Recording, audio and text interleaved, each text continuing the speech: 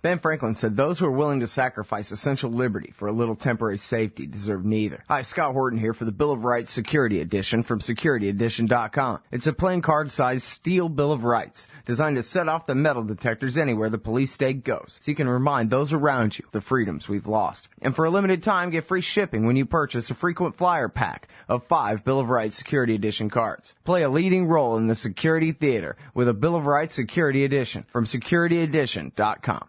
The Scott Horton Show is brought to you by the Future Freedom Foundation at FFF.org. Join the great Jacob Hornberger and some of the best writers in the libertarian movement like James Bovard, Sheldon Richman, Anthony Gregory, Wendy McElroy, and more for a real individualist take on the most important matters of peace, liberty, and prosperity in our society. That's the Future Freedom Foundation at FFF.org. So you're a libertarian, and you don't believe the propaganda about government awesomeness you were subjected to in 4th grade. You want real history and economics. Well, learn in your car from professors you can trust with Tom Woods' Liberty Classroom. And if you join through the Liberty Classroom link at scotthorton.org, we'll make a donation to support The Scott Horton Show. Liberty Classroom, the history and economics they didn't teach you. Hey everybody, Scott Horton here for LibertyStickers.com. If you're like me, then you're right all the time, surrounded by people in desperate need of correction. Well, we can't all have a radio show, but we can all get anti-government propaganda to stick on the back of our trucks. Check out LibertyStickers.com. Categories include anti-war, empire, police state, libertarian, Ron Paul, gun rights, founders quotes, and of course the stupid election. That's LibertyStickers.com. Everyone else's stickers suck.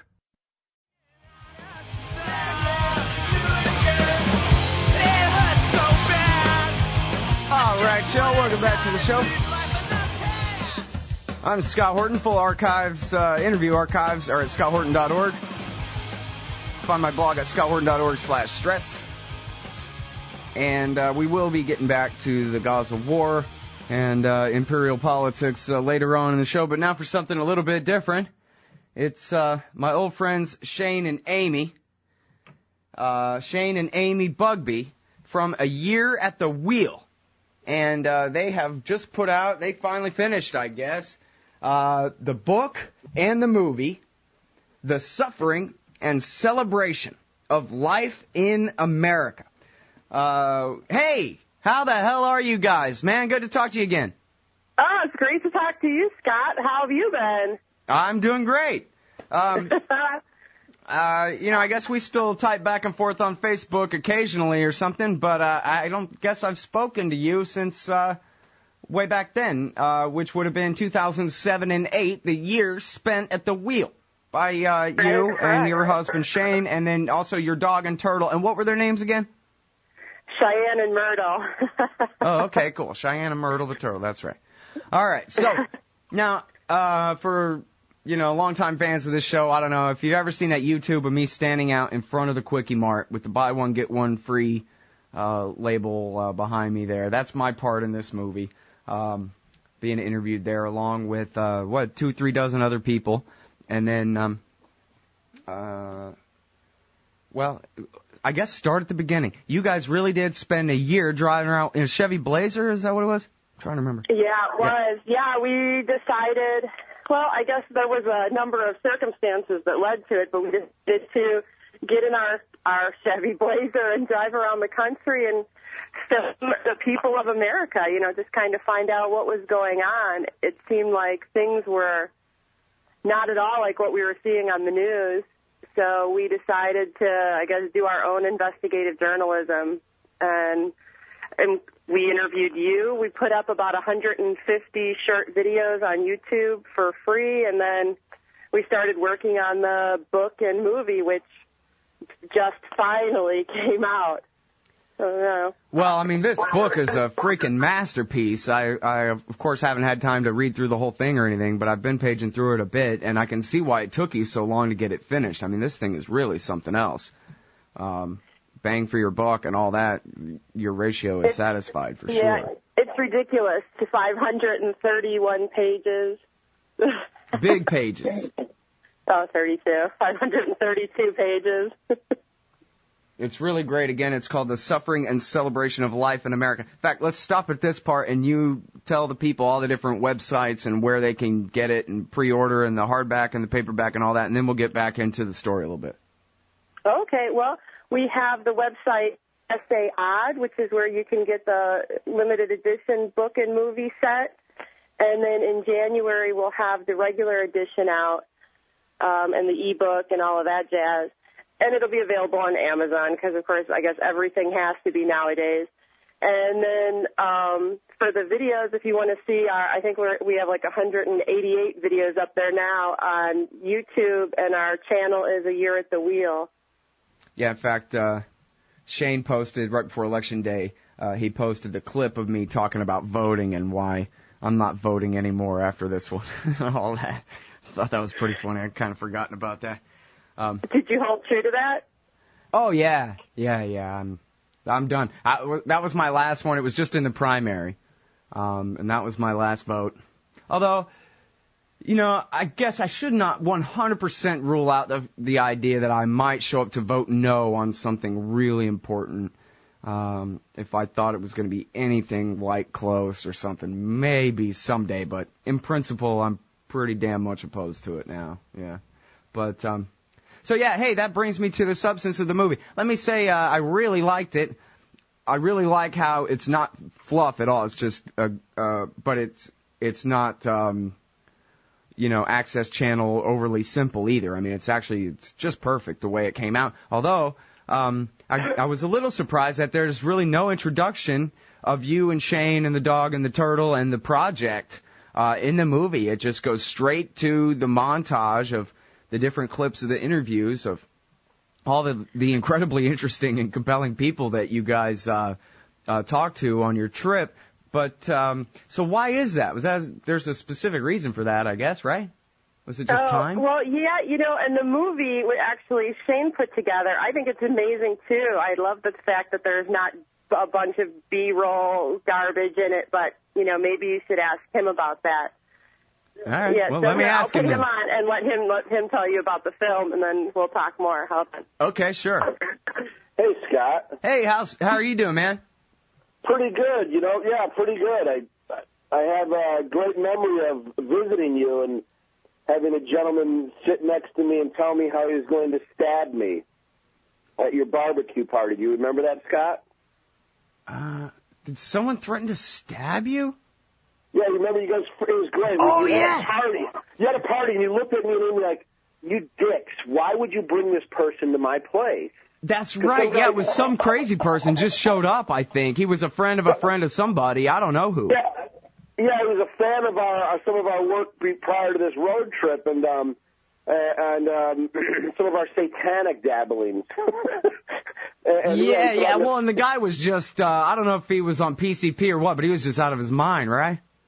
Yeah, he sat next to me and goes, you know, it's so great to meet you and sit next to you. You know, I could stab you right now.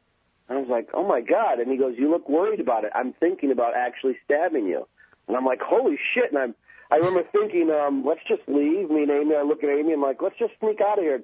And I got to admit now, Amy's like, listen, we can't leave Scott here with a guy who's stabby.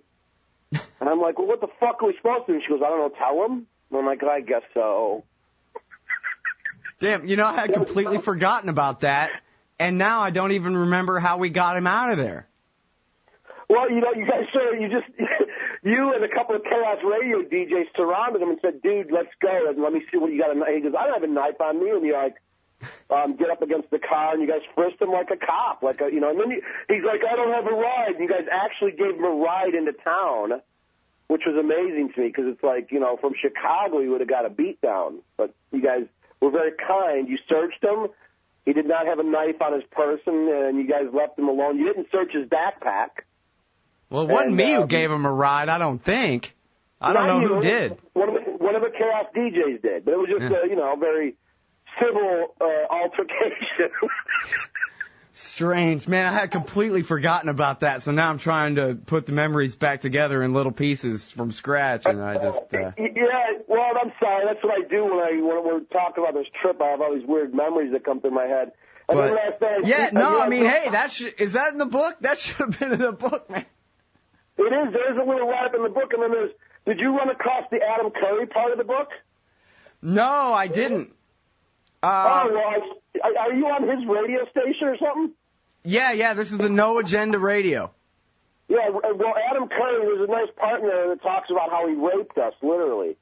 Ow. I mean, the whole trip. I came up with this domain name called AdamCurryIsADouchebag.com. It's a really a wonderful tale of treachery and treason and just being a fucking asshole. But sorry about that, Scott. Ouch. Well, I don't know, man. I'm flipping through the book, and all I see is sexy pictures of your wife wrestling with this gnarly goth chick. Well, that was a good time. That was one of those high points of the trip. That was a wonderful thing when Amy wrestled with Ugly Shyla. Yeah, that was great. Yeah, that's awesome, man. And here you are with the General Lee. Now, listen, all right, so this is the part of the thing where, I was going to ask you a question, which was, in the movie, not that I really care. I think the movie is absolutely great, but you don't have even like, hi, I'm Shane, this is the wife and the dog and the turtle, and we went for a year at the wheel, and these are the people we talked to. It just goes, blam, straight to the point. Yeah, I guess so. It was a very surreal moment for us when we landed on the beach. The trip, we pitched that, it's weird, we pitched this, I lost everything and ended up on a beach at the end, so I had edited probably 3 or 4 different films, and one had B-roll, and was very typical, had narration, and I didn't feel like putting something like that out. It was very much more of an expression, I guess, a piece of art, which I hate to even use the word art or anything like that, but it was very much an expression, and that's the film that comes with the book. Yeah, very cool. much that. Well, yeah, I guess there's a lot of extra footage at y'all's YouTube, right?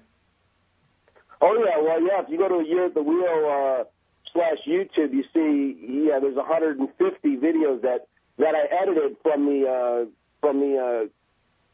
dashboard of the truck on a laptop on a Mac. And what I really liked, what I thought about our trip, and I felt like we were capturing the last moment of American Innocent. I understood where new media was going, and I understood, like, someone called us the Johnny Appleseed of podcasting. And when we were going out, we really wanted to empower people to say, hey, we have this great tool you should be using in the ghettos and in places where people just do not come to film. Newscasters do not care about your opinion, but you can become a newscaster, and you should be filming and audio, doing podcasts and stuff like that. So it was a really wild moment in American history, and I feel like we caught that on film. I was about 2,000 hours of footage, and it's really amazing because it's when people still respected the camera. There was a mystique to it. There was they would respond to the camera like, wow, this guy's from TV. And now everyone has a camera, everyone has a TV station, so it's not as cool, Right, yeah. That's true. Times have changed that quickly as far as that goes.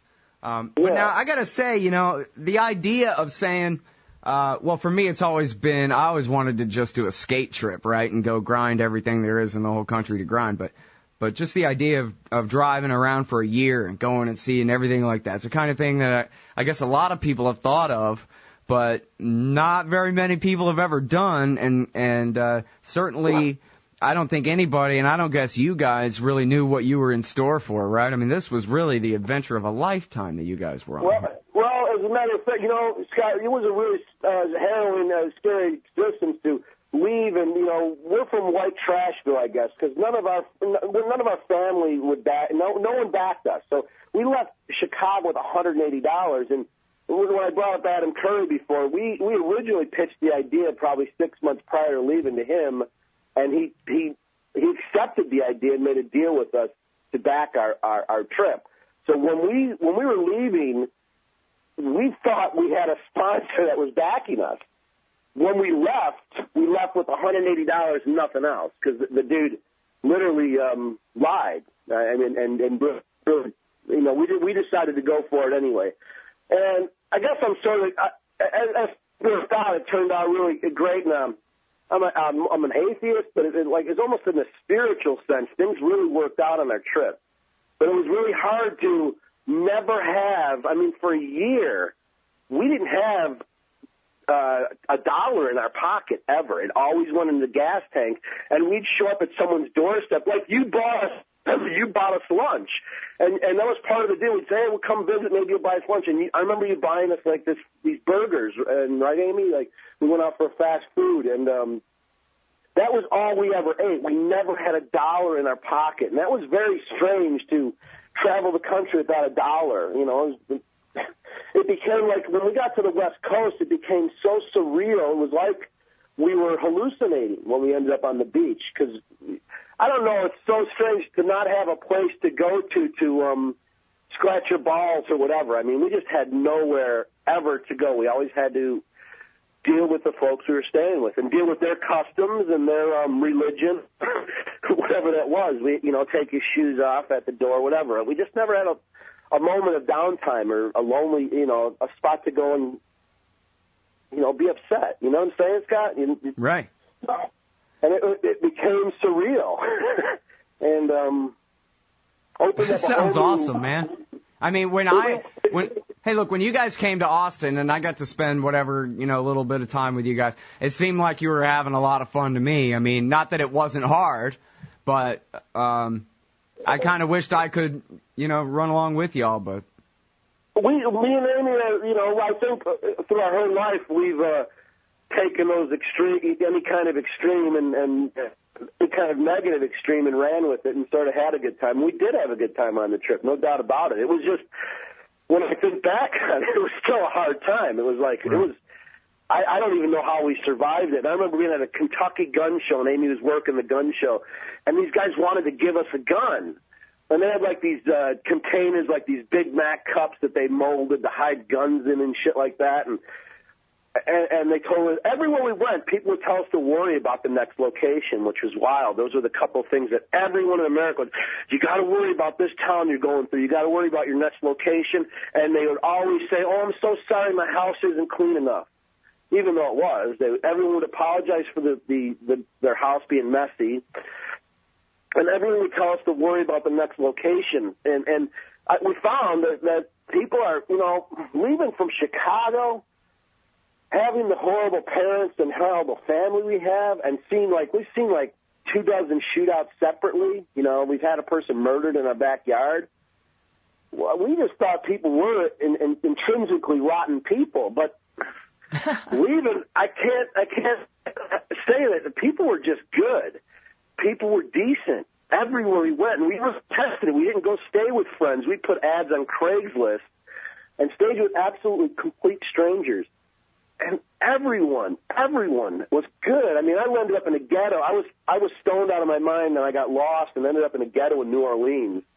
And got out of my truck to ask for directions. And everyone there helped. They're like, they got us on the road. They got me back on the highway. I mean, it gave me a lot of hope in humanity. I wanted to leave the country. I wanted to paint a damning document and leave the country.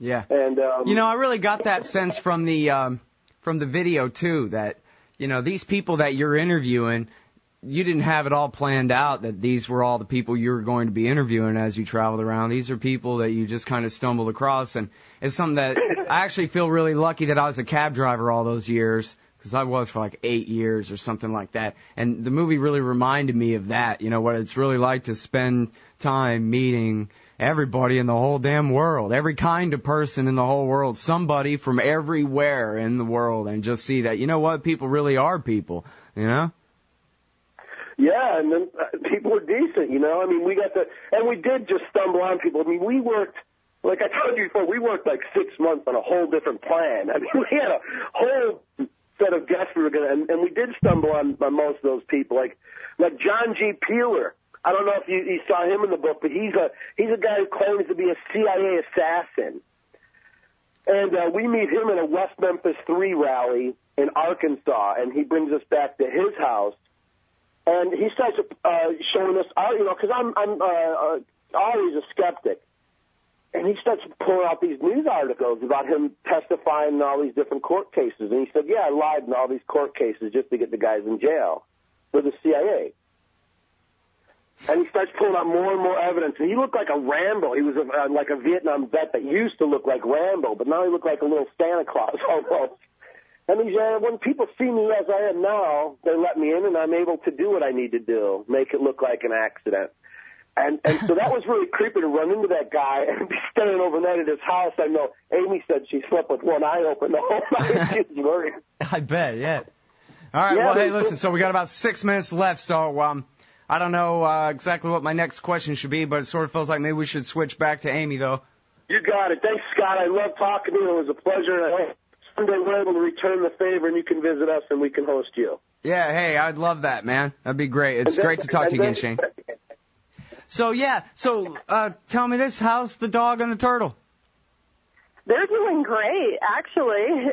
You know, Cheyenne, our dog, she's like 15 now, and she's still doing great. I think that the trip really gave her a whole lot of life. I mean, she swam in 2 oceans, you know, she crossed mountains, she did all kinds of stuff. That's cool, man. And I'm glad to know that the turtle is still doing well, too. I was a little bit afraid to ask, but... Oh, no, they're both still around. It's amazing. I know people said that, I remember I posted on some turtle board before we left looking for advice on traveling with a turtle, and I must have got a dozen letters from people telling me I was a horrible person, that I was going to kill my turtle. Yeah, well, it shows what they know.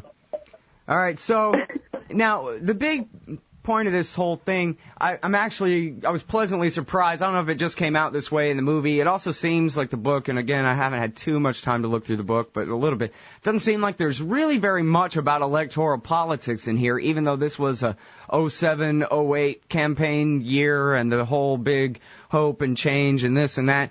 Didn't seem, certainly from the movie, didn't seem like anybody was buying that or gave a crap about any of that at all, or they cared about, you know, how things are in the world, but it didn't seem like anybody in the movie was buying into American democracy as a way to fix things. You know, I guess there was a little bit of pro-voter sentiment, but it wasn't really backed up with like, you know, and what good that's going to do, you know?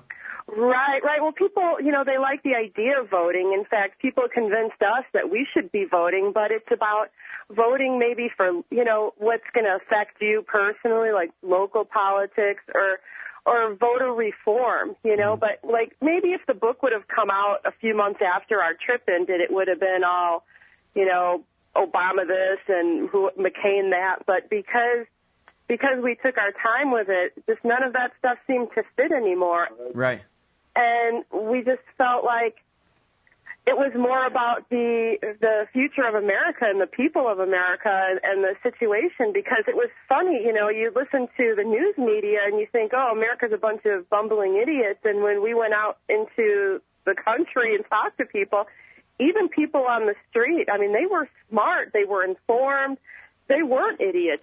Everyone, we were amazed, even people we had a completely opposing point of view with, we agreed on certain things like, you know, like freedom and you know, just the situation with our country, free speech, you know, the rights of the people, things like that. It seemed like that was universal, no matter if it was a conservative or a liberal or a religious kook or, you know, whatever. Right. Well, and it seemed like, you know, everybody was pretty much agreed, and I'm sure that at the time, you know, 07, 08, this had a lot to do with why people were so into the Ron Paul thing, at least speaking for myself, or so into Barack Obama, so many millions were then, it was a measure of that same desperation that you guys have a great little montage really at the beginning of the movie. It's just everybody saying, we're screwed, man, and they were identifying different things about, you know, income disparity and the death of the middle class or the end of the rule of law and abuse by the state's enforcers and,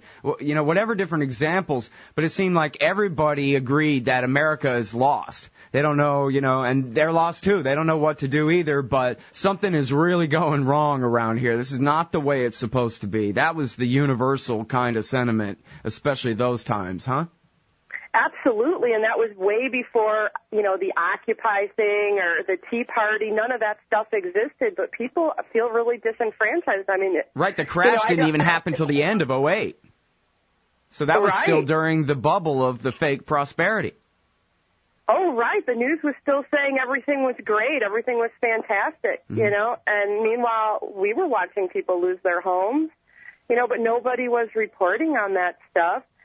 When we went to Los Angeles, we were amazed how many people were living in their cars, like at grocery store parking lots and stuff, and it was terrifying. I mean, it seemed like the end of the world because how bad things were.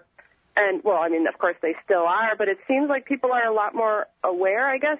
I don't know, or maybe they're more unified in their awareness. Maybe things like social media and stuff that have gotten progressed so much since then have made people more able to talk about what's happening and how screwed we all are.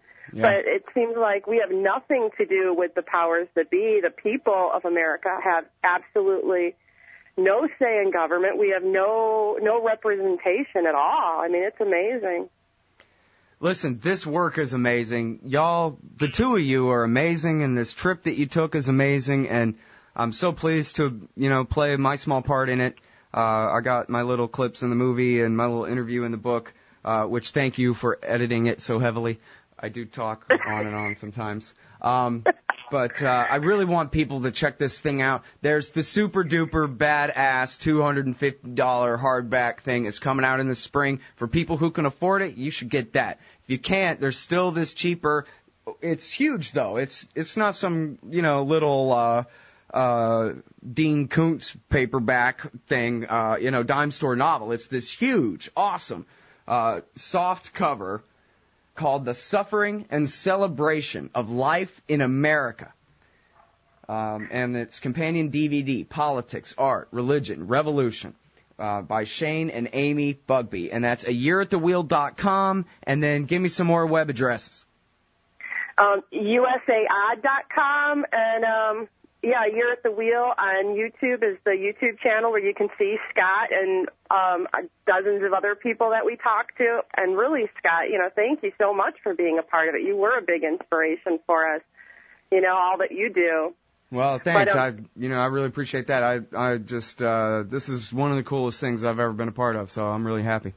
And wow, I'm sorry that I have to cut you off, but I got to interview Max Blumenthal. Oh, that's all right. Hey, where can we download the show?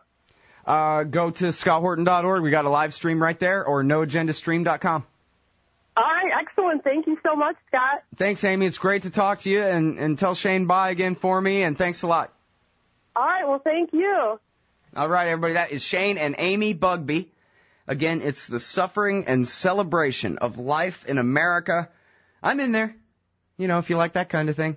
And that's ayearathewheel.com, also on YouTube, A Year at the Wheel. Shane and Amy Bugbee. Hey folks, Scott Horton here for Veterans for Peace at veteransforpeace.org. I'm not a vet, but if you are, I'd like to ask you to consider joining Veterans for Peace. As you know, in matters of foreign wars, a veteran's voice is given much more weight. Well, Veterans for Peace is making veterans' voices heard in ways and places where they can really make a difference. There are more than 175 chapters of Veterans for Peace in all 50 states, working hard to eliminate nuclear weapons, seek justice for veterans and victims of war, and abolish war as an instrument of American national policy. It's the Peace Vets versus the Chicken Hawks. Join up the good fight at veteransforpeace.org. Hey y'all, Scott Horton here. After the show, you should check out one of my sponsors, wallstreetwindow.com. It's a financial blog written by Mike Swanson, a former hedge fund manager who's investing in commodities, mining stocks, and European markets. Mike's site, wallstreetwindow.com, is unique in that he shows people what he's really investing in, updating you when he buys or sells in his main account.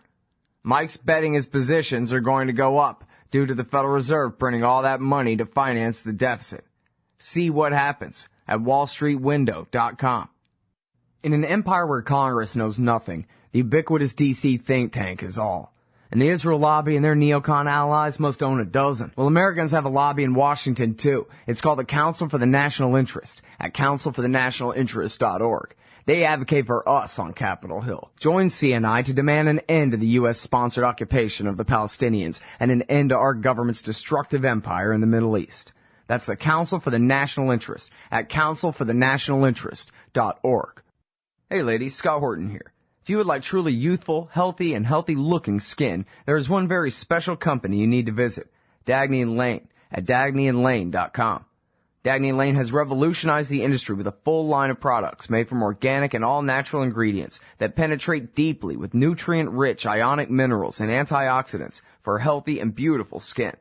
That's Dagny & Lane at DagnyandLane.com. And for a limited time, add promo code SCOTT15 at checkout for a 15% discount.